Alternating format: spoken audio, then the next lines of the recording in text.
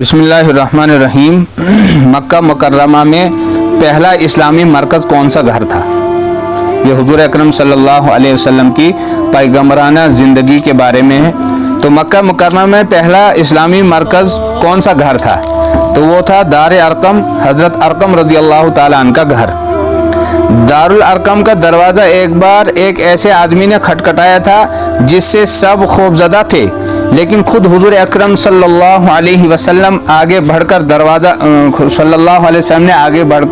दरवाज़ा खोला और आने वाले की चादर को अपने दस्ते मुबारक से झटकर पूछा था, किस इरादे से आए हो?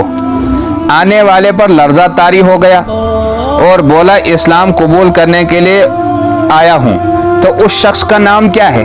दरवाज़ा खटखटाया था और फिर उस पर लर्जा तारी हुआ था और उसने बोला था, मैं इस्लाम की गर्ज से आया हूँ। तो उस शख्स का नाम है हज़रत उमर बिन ख़त्ताब रज़ियल्लाहु ताला अन्हु। उस मशहूर काफिर का नाम बताए जो बड़ा दाना था और कुरैश का नुमाइंदा बनकर हुजूर सल्लल्लाहु अलैहि वसल्लम के पास इसलिए आया था कि आपको इस्लाम की तबलीग से मना करे, लेकिन आपसे कुरान की आयत सुन मशहूर हो गए और नाकाम वापस चला गया। तो उस काफिर का नाम क्या है?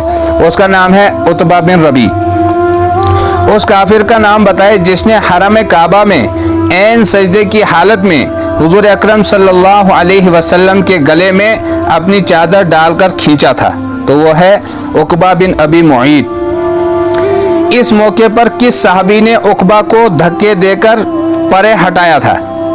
यानी जिस वक्त जो है वो खाने काबा में, हरम काबा में जो है गले में चादर डालकर खींचता था। तो इस मौके पर हज़रत अबू बकर सद्दीक रज़ियल्लाहु ताला अन्हु ने इस उकबा बिन अबी मुईत को हटा दिया था, परे कर दिया था। हुजूर सल्लल्लाहु अलैहि वसल्लम के खिलाफ तंज व मज़ाह करने के लिए कुफ़ार मक्का ने कितनी रुकनी कमेटी बनाई थी? तो वो है कि 25 रुकनी, यानी 25 आदमियों को तैयार किया था। इस कमेटी का सरबरा कौन था? इनका सदर कौन था? वो था अबू लहब।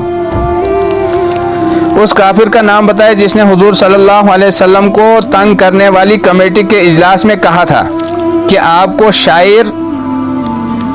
शायर का या दीवाना कहने से मतलब हल नहीं हो सकेगा, यानी आप हमारे हुजूर अकरम सल्लल्लाहु अलैहि वसल्लम को ये कहने से, इसलिए ये कहा जाए कि इनका कलाम बाप बेटे, भाई भाई, माँ बाप और शोहर बीबी में जुदाई डाल देता है।